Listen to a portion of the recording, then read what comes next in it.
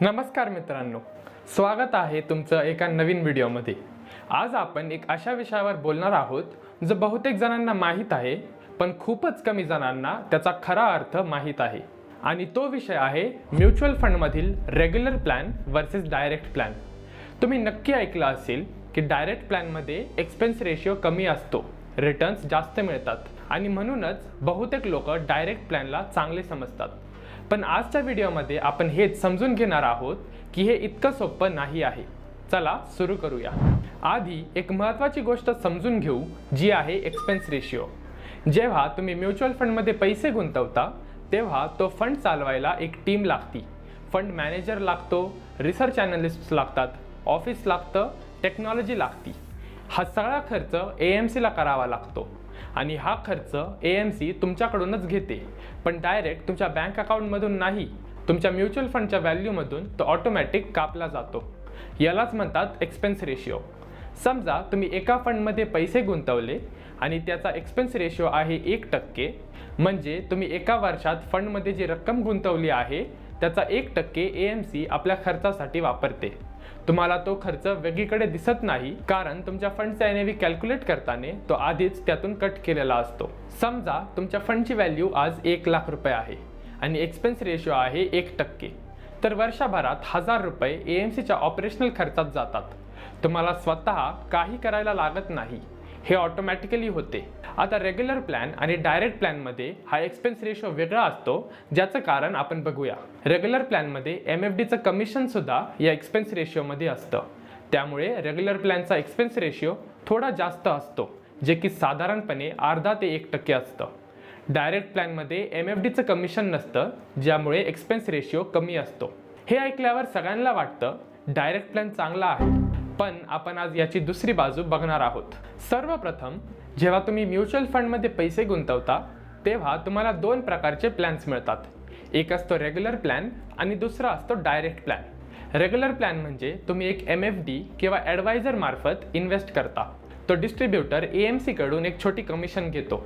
ती कमिशन तुमच्याकडून डायरेक्टली घेतली जात नाही, ती AMC एक्सपेन्स रेशिओमधून भरते। डायरेक्ट प्लॅन म्हणजे तुम्ही थेट AMC कडून किंवा एक ॲपवरतून इन्व्हेस्ट करता, तुमच्या आणि AMC मध्ये कोणीही नसतं। ह्यामुळे सर्वांना वाटतं की डायरेक्ट म्हणजे सोपे, स्वस्त आणि चांगले। पण चला आता नंबर्स बघू, कारण नंबर्स खोटं बोलत नाही।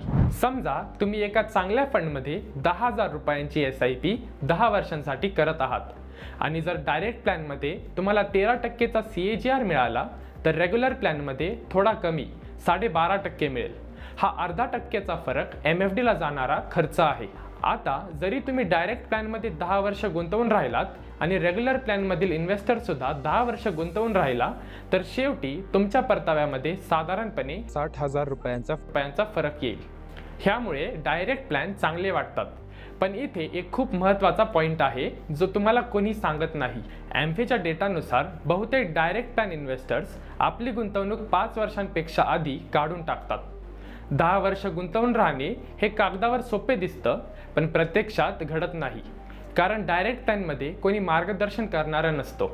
बाजार खाली आलं की गुंतवणूकदार घाबरतो, रिटर्न्स कमी दिसल्यावर निराश होतो, आयुष्यात वाईट प्रसंग येतात आणि पैसा चुकीच्या वेळेस काढला जातो। कोणी थांबवणारं किंवा सल्ला देणारा नसतं। ह्या उलट रेग्युलर प्लॅन इन्व्हेस्टर्सकडे एक MFD असतो, तो सांगत राहतो बाजार खाली गेलं तरीही शांत राहा, ध्येय समोर आहे, SIP बंद करू नका, आणि म्हणूनच रेग्युलर प्लॅन इन्व्हेस्टर्स जास्त काळासाठी गुंतवून राहतात। आता हे दोन्ही सिच्युएशन्स नंबर्समध्ये बघू। डायरेक्ट प्लॅन इन्व्हेस्टरने 10,000 रुपये महिन्याची SIP चालू केली, ज्यावर त्याला 13% CAGR मिळाला, पण तो मार्केट पडल्यामुळे 5 वर्षात बाहेर पडला। 5 वर्ष त्यांनी गुंतवलेली रक्कम आहे 6 लाख रुपये आणि परतावा मिळून 5 वर्षात टोटल रक्कम आहे साधारणपणे 8,76,000 रुपये।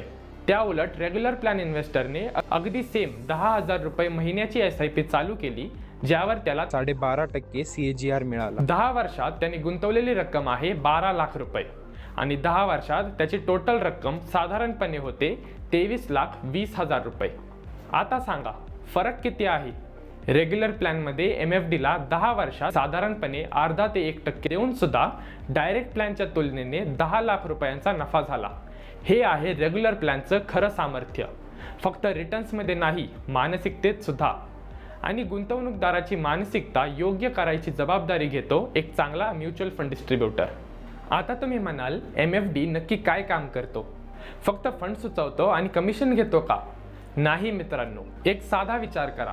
तुम्ही डॉक्टरकडे जाता, त्याला फीस देता.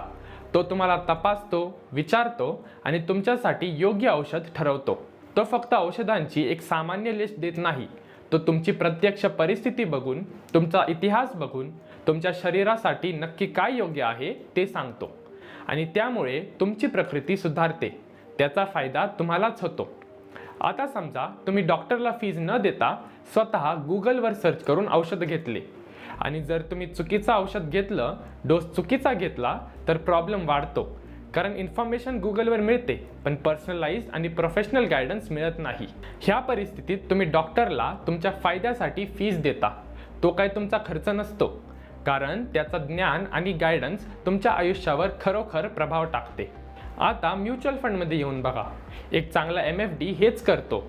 तो तुमच्या ध्येयांची, तुमच्या परिस्थितीची आणि तुमची जोखमीची समज घेतो आणि त्यानुसार तुमच्यासाठी योग्य गुंतवणुकीची दिशा ठरवतो. तो फक्त फंड्सची लिस्ट देत नाही, तुमचा संपूर्ण आर्थिक प्रवास सांभाळतो. चला आता बघू MFD नक्की काय करतो. तो तुमच्या प्रत्येक ध्येयासाठी स्वतंत्र प्लॅन बनवतो. मुलांचं शिक्षण असो, घर असो किंवा निवृत्ती असो. पोर्टफोलिओ संतुलित राहील ह्याची काळजी घेतो. बाजार खाली गेला तरी तुम्हाला शांत राहायला मदत करतो. SIP चुकीच्या वेळी बंद करू देत नाही. फंड चांगला परफॉर्म करतोय का नाही ते ट्रॅक करतो. हजारो फंड्समधून तुमच्यासाठी योग्य तो फंड निवडतो. KYC पासून रिडेम्पशनपर्यंत पूर्ण पेपरवर्क स्वतः सांभाळतो. थोडक्यात सांगायचं तर तुम्ही फक्त पैसे गुंतवता, बाकी संपूर्ण काम तो बघतो. एक महत्त्वाची गोष्ट. आता मला माहीत आहे तुम्ही म्हणाल सगळे MFD चांगले नसतात, काही फक्त कमिशनसाठी काम करतात. हे खरे आहे, मी हे नाकारणार नाही. पण सेबी आणि AMFIने MFD साठी खूपच कठोर नियम बनवले आहेत. ARN नोंदणी अनिवार्य आहे. परीक्षा द्याव्या लागतात. तुम्ही फक्त एक विश्वासू आणि हुशार MFD शोधा, ज्याला एक्सपिरियन्स आहे, जो तुमच्या ध्येयांची काळजी घेईल आणि जो तुम्हाला फक्त फंड्स विकायचा विचार करत नाही तर खरोखर मार्गदर्शन करतो. असा एक MFD मिळाला तर त्याचं मूल्य किती आहे हे आकड्यांमध्ये सांगता येणार नाही. ह्या व्हिडिओचा सारांश घेऊया. डायरेक्ट प्लॅनचा खर्च कमी आहे हे सत्य आहे, पण बहुतेक डायरेक्ट इन्व्हेस्टर्स 5 वर्षात बाहेर पडतात. रेग्युलर प्लॅन इन्व्हेस्टर एका चांगल्या MFD सोबत 10 वर्ष गुंतवून राहतो आणि खऱ्या कंपाऊंडिंगचा फायदा 5 वर्षानंतरच भेटतो, ज्याच्या तुलनेत MFDचा खर्च क्षुल्लक असतो. म्हणजे रेग्युलर प्लॅनमध्ये तुम्ही जास्त खर्च कराल असं नाही, उलट तुम्ही तेवढीच जास्त संपत्ती उभी करू शकता. दीर्घकाळात एक्सपेन्स रेशोचा फरक हारतो आणि मानसिकतेचा फरक जिंकतो. आणि मानसिकता सुधारण्याचं काम करतो एक चांगला MFD. जर तुम्हाला एक चांगला MFD पाहिजे असेल तर आम्हाला कॉन्टॅक्ट करा. आम्ही एक AMFI registered mutual fund distributor आहोत. आणि हा व्हिडिओ उपयोगी वाटला असेल तर लाईक करा, चॅनलला सबस्क्राईब करा आणि कमेंटमध्ये डन लिहा, म्हणजे मला कळेल की तुम्ही हा व्हिडिओ पूर्ण पाहिला आहे आणि ह्या विषयाबद्दल तुम्हाला खरंच समजलं आहे. भेटू पुढच्या व्हिडिओमध्ये. धन्यवाद.